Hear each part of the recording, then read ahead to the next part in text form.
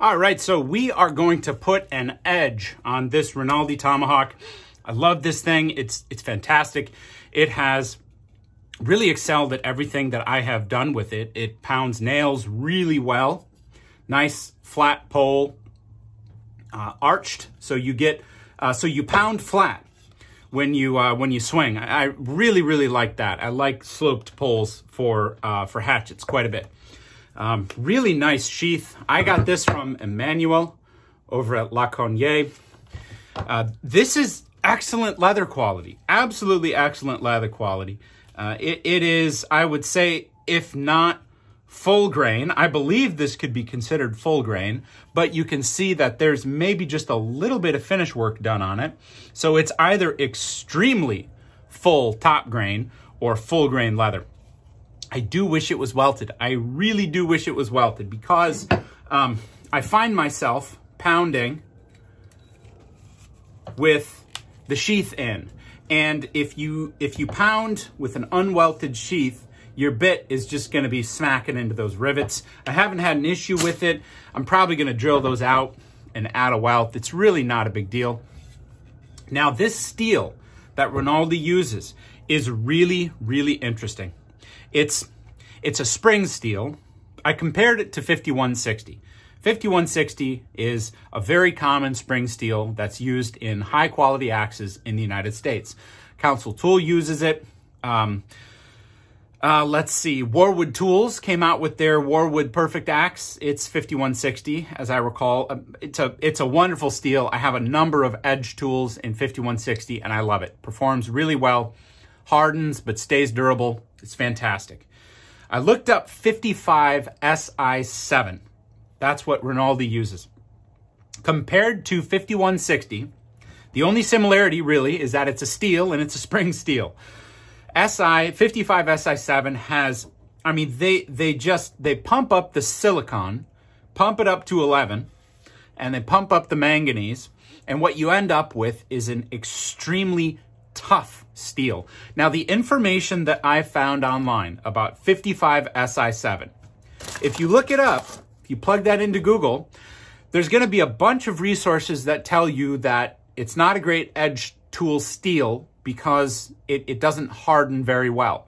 That's nonsense, absolute nonsense. A number of sources that I read online say you can only harden it to 53 or 54. This is high 50s. I tested the, and in fact, I'll do it again. I'll do it right here.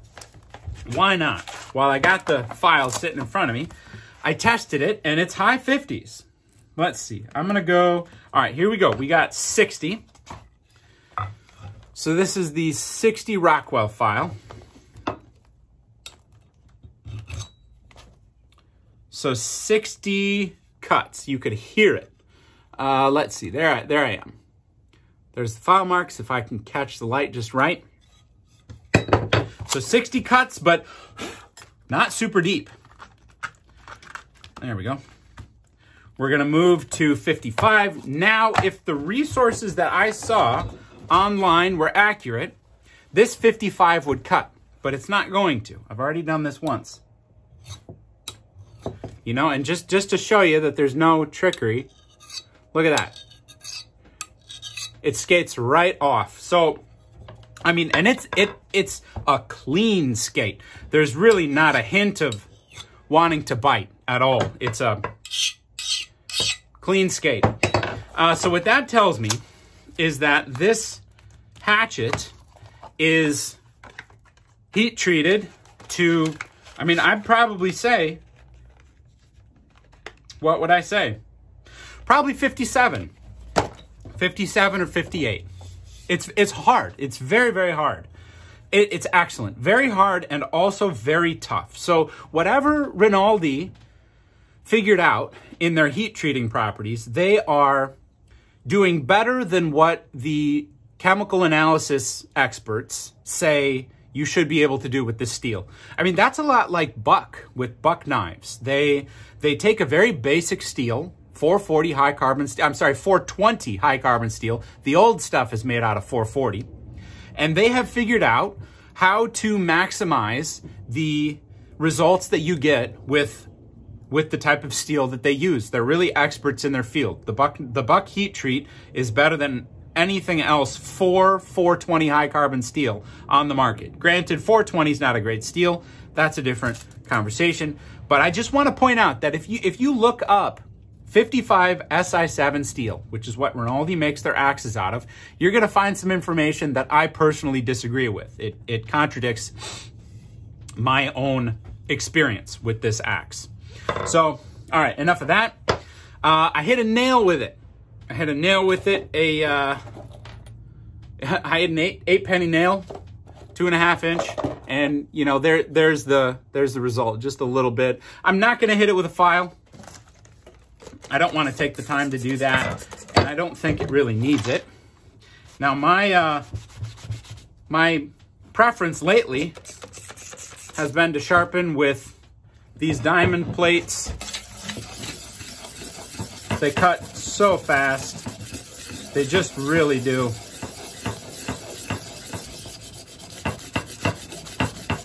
Let's see if I can put that there to keep that handle from slapping. Now, there's a lot of people that will tell you a lot of different things about how to sharpen, and what I find is if you keep the fundamentals in mind, you can sharpen however you want with whatever technique that allows you to maintain observance of those fundamental steps you need to sharpen an axe or any edge tool. You know, you want to take one side of your tool and the other side of your tool, and you want to basically bring the slope down to 0 at the tip. Yeah. And the one thing that I have found is you start with your lowest grit and you don't stop until you feel a burr.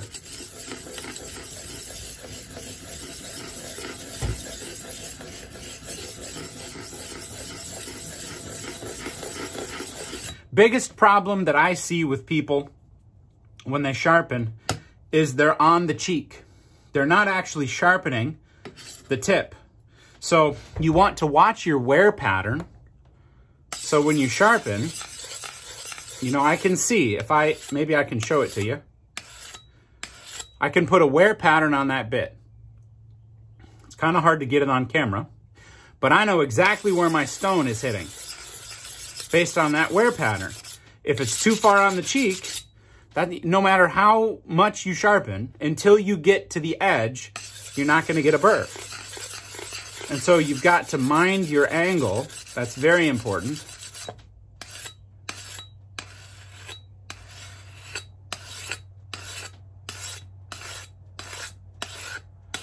All right, let's see if we got a burr. Nice. I can feel a burr. Here.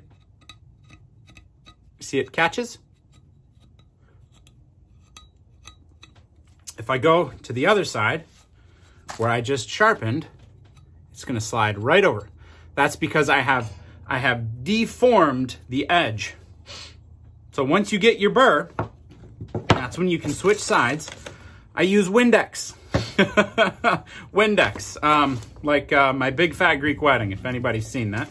Put some Windex on it. All right, we'll switch to the other side here.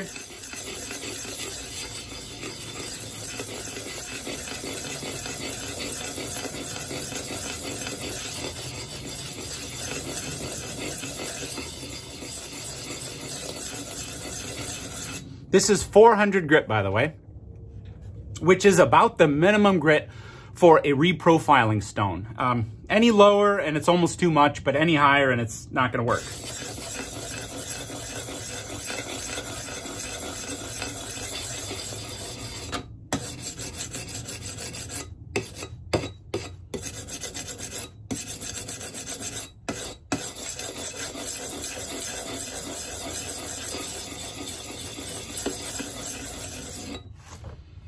All right, that's enough there.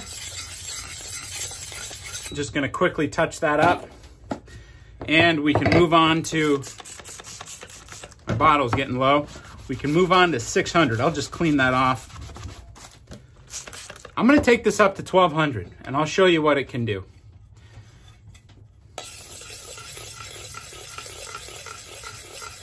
As far as holding it goes, this is what I'm working with.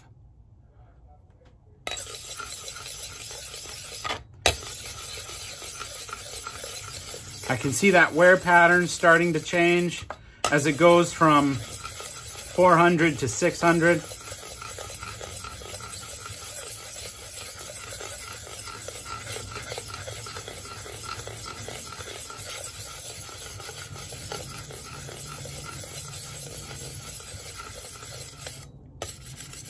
And I can see I'm a little bit low at the tip.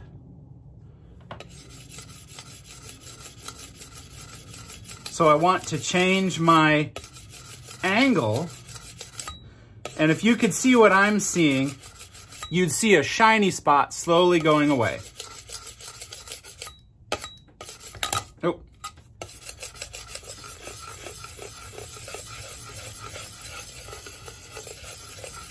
All right, I'm not pushing very hard. Not pushing very hard at all.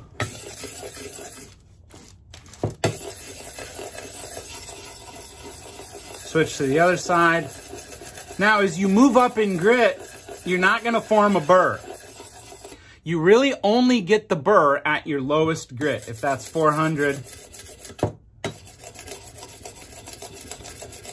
400 will give you a burr. 600 will give you a burr if you do it long enough. Got a little bit of a low spot there, so I'm going to change my...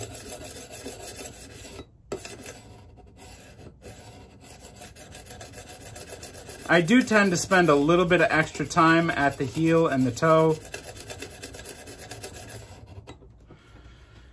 And I can switch over.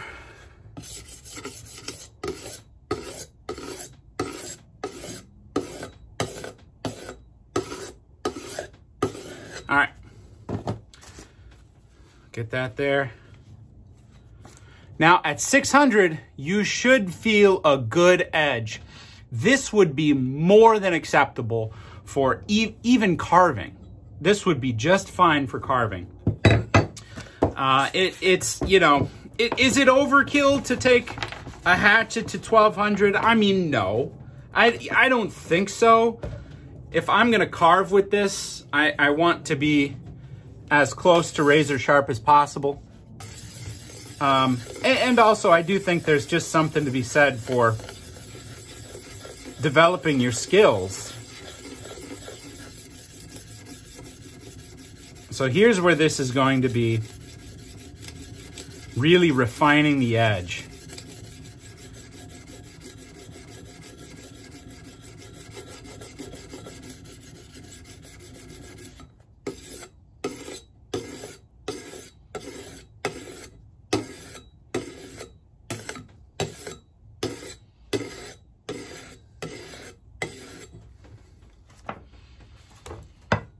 Switch it over here.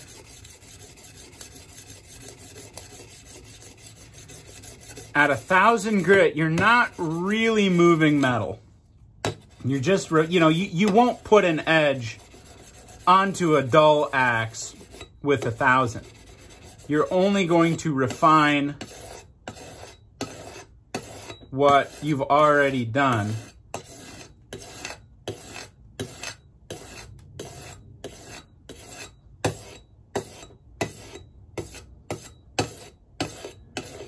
Oh. Yeah, I've got that low spot here that I'm gonna try and polish up. Come on now. Ooh. Yeah, that's really nice. That is really nice. Clean off my, got a little...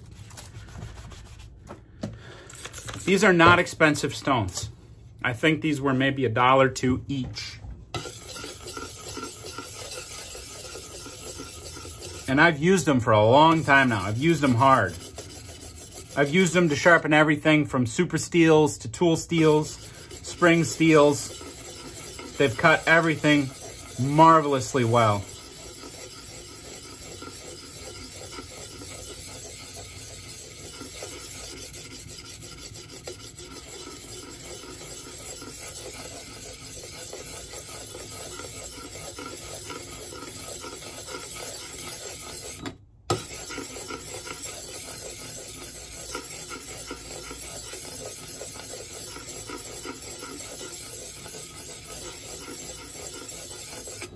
All right.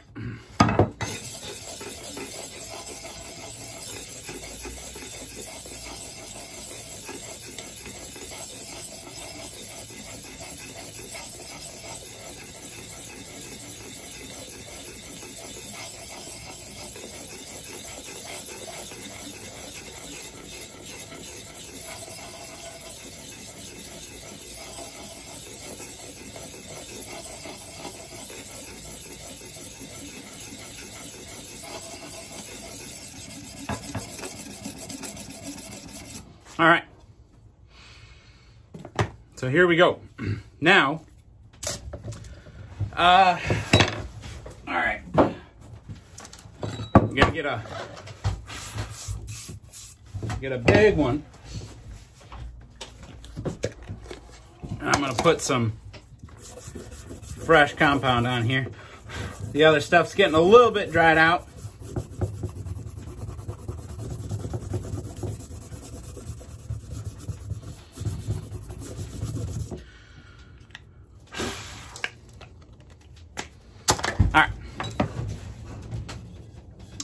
And you know what? Where's my mallet? Okay.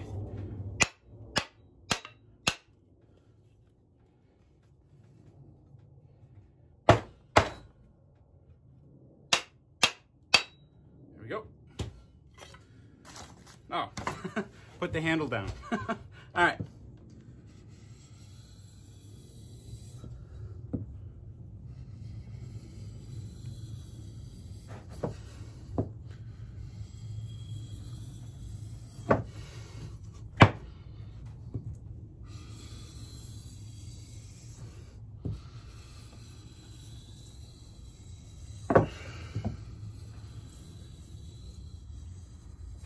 All right, awesome. And if I really want to go crazy with it, I can grab my red.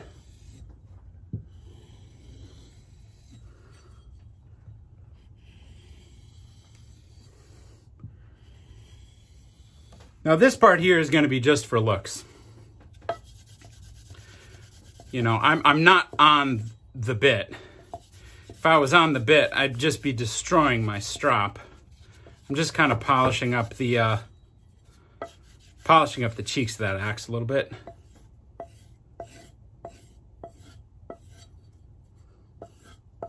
All right, now the last thing I do, so I'm going to take my jeans. Now be careful, if you make your axe sharp and you push too hard, you're going to be cutting lines in your jeans. So just be careful for that. All right, let's find a spot here. All right.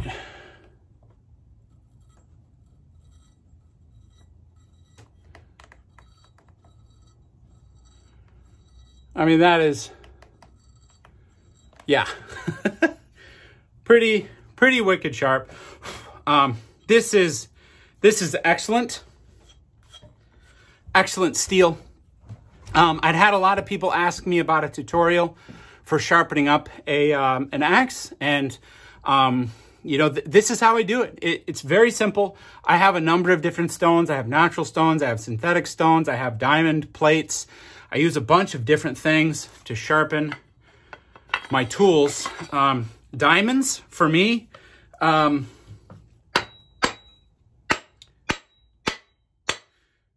you know, for me, diamonds are the most accessible and the cheapest. They're not the best at all.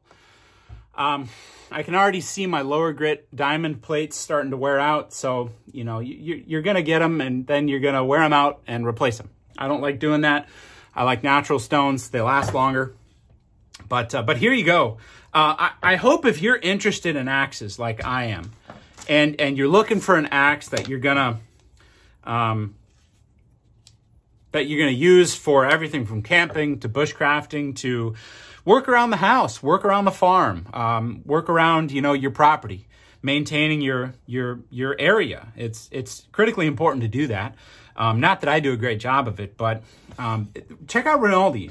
Check out La Cogne. They ship to the U.S. La Cogne. There you go.